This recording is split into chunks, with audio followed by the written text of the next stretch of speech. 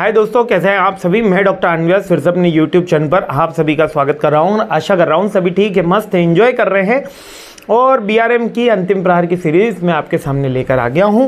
Almost पहला question अपन ने थोड़ा सा इसके रिसर्च के बारे में जाना था, सेकंड क्वेश्चन भी इसी से रिलेटेड है। सेकंड क्वेश्चन कह रहा है कि रिसर्च की एप्लीकेशन बताओ और इमर्जिंग ट्रेंड्स बताओ। देखिए दोनों अलग अलग क्वेश्चन है। फंक्शनल एरिया है ना, एप्लीकेशन जहां पर रिसर्च का यूज होता है, और इमर्जिंग ट्रेंड। इमर्जिंग ट्रेंड वाला क्वेश्चन तो ये बात मान के चलो कि इंटरनल में तो बहुत बार पूछा गया कि इमर्जिंग ट्रेंड। और याद रखिए ये वाला जो क्वेश्चन है ये भले ही पिछले साल आया हो या पिछले के पिछले साल आया हो, लेकिन इसका आंसर बदलता हुआ जाता है, क्योंकि रिसर्च में इमर्जिंग ट्रेंड बार बार चेंज होते हैं। Like artificial intelligence, machine learning, deep learning, ये सारे points, IoT, internet of things, सब रिसर्च के पार्ट हो गए हैं। अब हम रिसर्च करने के लिए कैसे कर रहे हैं, हम एआई का हेल्प ले रहे हैं।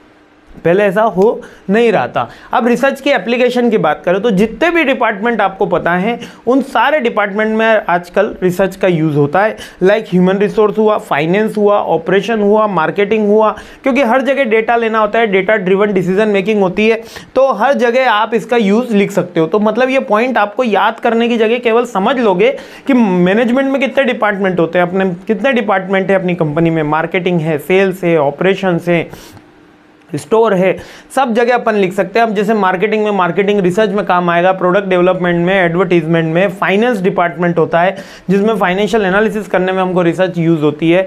ह्यूमन रिसोर्स डिपार्टमेंट होता है जहां पर हम रिटेंशन रेशो कैलकुलेट करते हैं, और ट्रेनिंग एंड डेवलपमेंट के लिए वेरियस काइंड्स ऑफ एक्टिविटी में रिसर्च का यूज होता है। ऑपरेशन मैनेजमेंट में, सप्लाई चेन, लॉजिस्टिक डिपार्टमेंट में इसका यूज होता है।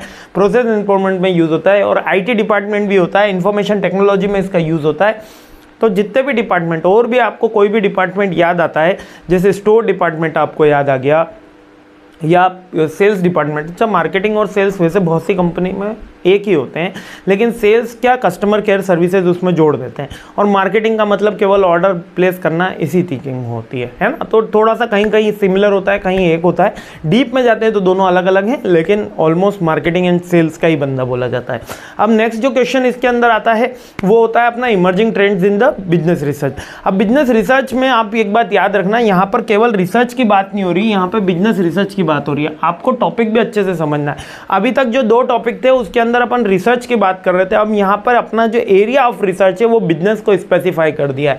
अब बिजनेस को स्पेसिफाई कर दिया है तो बिजनेस के अंदर क्या होगा, डेटा एनालिसिस होगा, AI का यूज होगा, डीप लर्निंग होगी, social media analytics, Facebook analytics, neuro marketing. अब ये सर आप बोलोगे सर न्यूरो मार्केटिंग क्या होता है, ये हमारे न्यूरॉन्स से ही रिलेटेड है, जहाँ पे हम नीश मार्केटिंग की बात करते हैं, जहाँ पर मल्टीपल कस्टमर बिहेवियर के एनालिसिस कर रहे होते हैं, वो न्यूरो मार्केटिंग इसमें नया शुरू हुआ। इथिकल कंसिडरेशन पहले ऐसा होता नहीं था, लेकिन अब इथिकल कंसिडरेशन भी ज़्यादा यूज़ हो रहा है। कस्टमर एक्सपीरियंस के ऊपर एम्फेसिस किया जा रहा है। और सस्टेनेबिलिटी रिसर्च, सस्टेनेबिलिटी रिसर्च के अंदर आप green research, green environment, pollution control, वो वाली चीज़ें भी आप इसके अंदर लिख सकते हो, और एनवायरमेंटल इम्पैक्ट।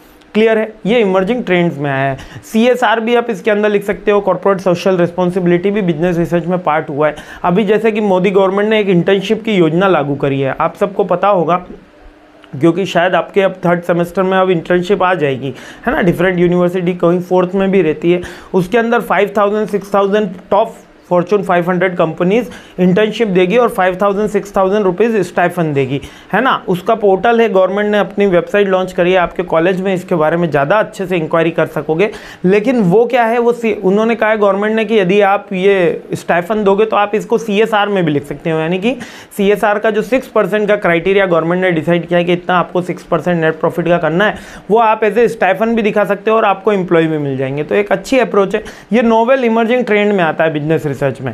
क्लियर हो गया, तो इसलिए CSR इसका पार्ट है। क्लियर है, आगे बढ़ते हैं, नेक्स्ट क्वेश्चन पे हमला बोलते हैं। कहीं कोई डाउट हो तो feel free to comment. I am happy to help you. जय हिंद।